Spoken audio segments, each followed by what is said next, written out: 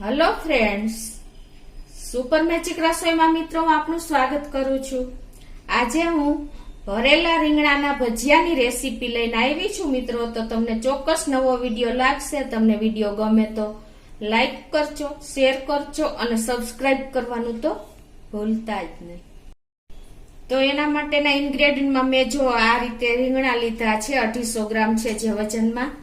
પછી પાપડી ગાંઠિયા લીધા છે અને મસાલામાં આપણે વરિયાળી છે, માંડવીનો ભૂકો છે, સિંગનો ગરમ મસાલો છે, તલ છે અને દળેલી ખાંડનો પાવડર છે, ધાણા ભાજી છે, રૂટીન મસાલા છે, મીઠું છે, લીંબુ છે અને તળવા માટે આપણે તેલ લેશું।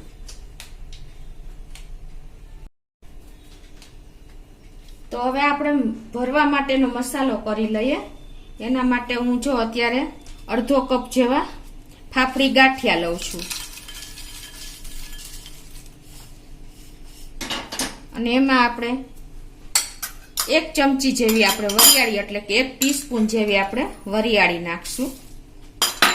1 ટીસ્પૂન જેવા આપણે તલ સફેદ નાખશું। 1 ટેબલસ્પૂન આપણે મગફળીનો ભૂકો નાખશું। તમારી પાસે જો શેકેલી મગફળીનો ભૂકો હોય તો પણ ચાલે, સિંગનો ભૂકો હોય તો પણ ચાલે।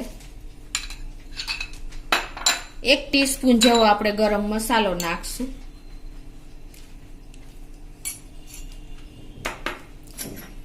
અને 1.5 ટીસ્પૂન જેવી આપણે દળેલી ખાંડ નાખશું। ટેસ્ટ એકોર્ડિંગ 1 ટીસ્પૂન જેવું આપણે મીઠું નાખશું અને રૂટીન મસાલામાં આપણે 1 ટીસ્પૂન જેવું ધાણા જીરું નાખશું, 1 ટીસ્પૂન લાલ મરચું નાખશું અને 1/2 ટીસ્પૂન જેવો આપણે હળદર પાવડર નાખશું અને થોડી એવી પછી આપણે અત્યારે હવે આ મસાલો આપણે મિક્સર જારમાં મિક્સ કરીને ક્રશ કરી લેશું એટલે એકદમ સરસ મિક્સ થઈ જાય બધો મસાલો।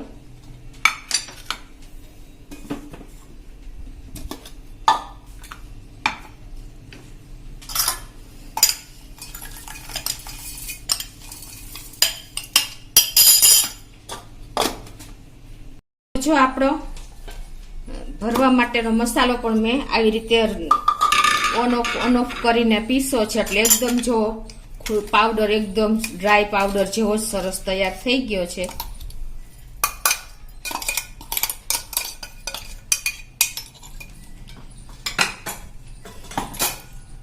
હવે આમાં આપણે અડધા લીંબુ જેવો આપણે રસ નાખી દેશું લીંબુનો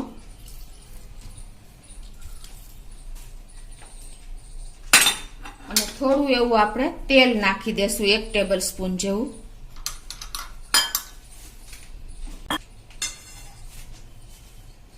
અને હવે આ બધું આપણે મિક્સ કરી લેશું।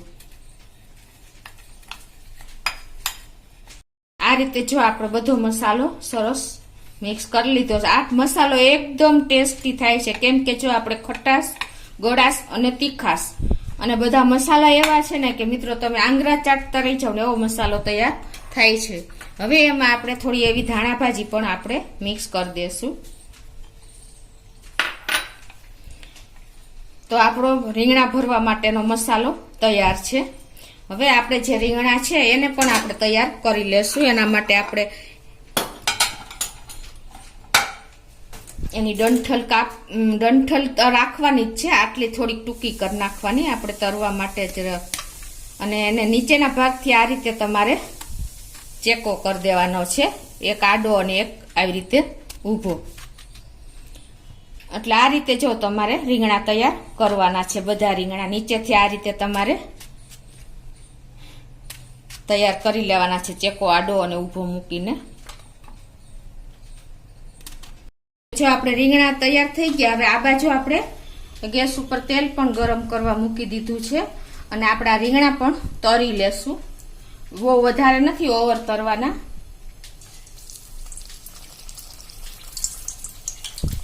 ખાલી ટ્રાન્સપરન્ટ ઉપર થાય છે ત્યાં સુધી જ આપણે તરવાના છે।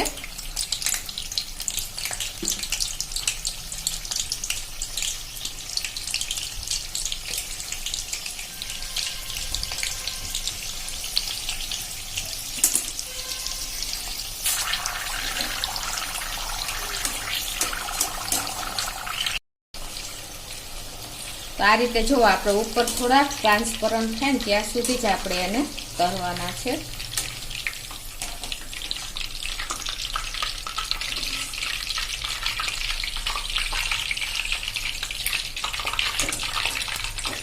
હવે આને આપણે એક પ્લેટમાં લઈને ઠંડા થવા દેશું.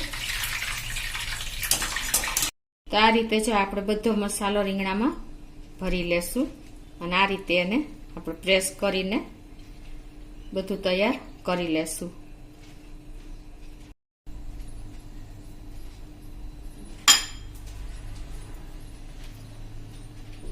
આ રીતે હવે આપણે બધા રીંગણા જો ભરાઈ ગયા છે.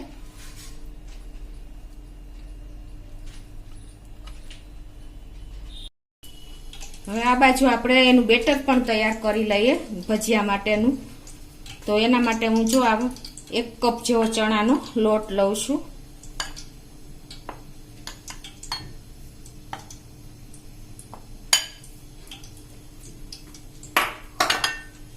એમાં આપણે ટેસ્ટ એકોર્ડિંગ 1/4 ટીસ્પૂન જેવું આપણે મીઠું નાખશું અને 1/2 ટીસ્પૂન જેવી આપણે હિંગ નાખશું, કેમ કે આમાં હિંગનો ટેસ્ટ સારો લાગે છે, સરસ. અને આપણે ધાણા ભાજી નાખશું થોડી એવી ઝીણી સમારેલી.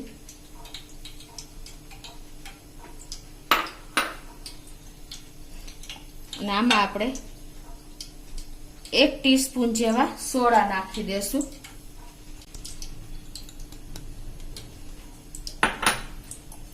અને હવે આપણે આમાં પાણી નાખીને એનું બેટર કોટેડ થાય રીંગણાને એ ટાઈપનું આપણે જે બટેટા વડાનું કરી છે ને એ રીતનું જ આપણે તૈયાર કરવાનું છે.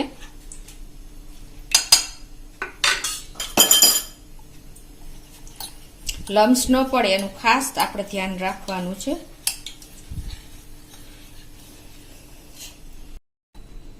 તો જો આ રીતે આપણે બેટર તૈયાર કરી લીધું છે. હવે એમાં આપણે આ ગરમ તેલ જે મેં એક બાજુ તેલ પણ ગરમ કરવા મૂકી દીધું છે, તો એમાં આપણે 1 ટેબલ સ્પૂન જેવું તેલ મૂકશું, નાખશું આની અંદર.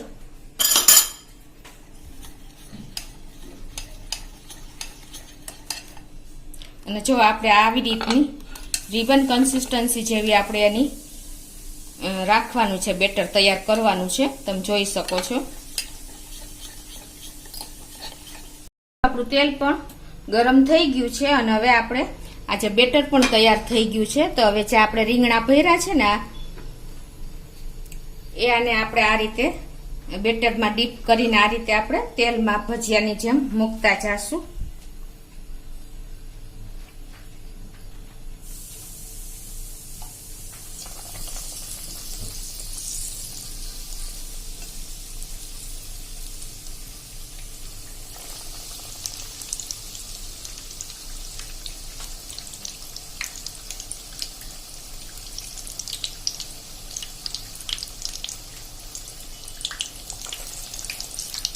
અને ગેસની ફ્લેમ આપણે મિત્રો અત્યારે મીડિયમ ટુ થોડીક હાઈ રાખશું.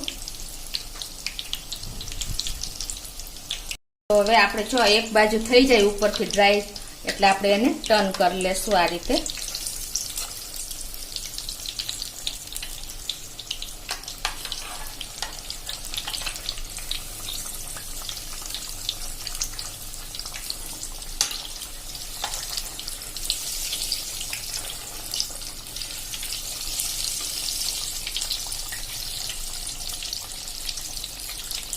આપણે રીંગણાના ભજીયા પણ તૈયાર થઈ ગયા છે. બીજી બેચ પણ તૈયાર કરી લેશું.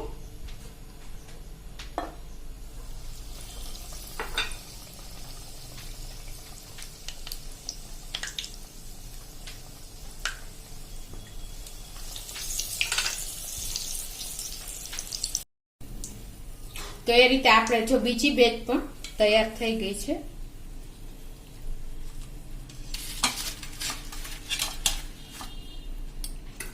તો હવે આપણે સર્વ કરી લેશું.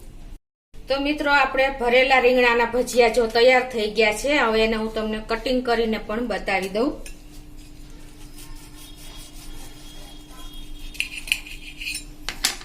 જો મિત્રો છે ને એકદમ ટેસ્ટી ચટાકેદાર. આ રીતે તમે જો જે રીંગણના લવર છે એના માટે તો આ બેસ્ટ રસ્તો છે મિત્રો. તો તમે ચોક્કસ એક વખત આ રીતે રીંગણાના ભજીયા બનાવીને ટ્રાય કરજો. અને તમને મારો વિડીયો ગમે તો લાઈક કરજો, શેર કરજો અને સબસ્ક્રાઈબ કરવાનું તો ભૂલતા જ નહીં.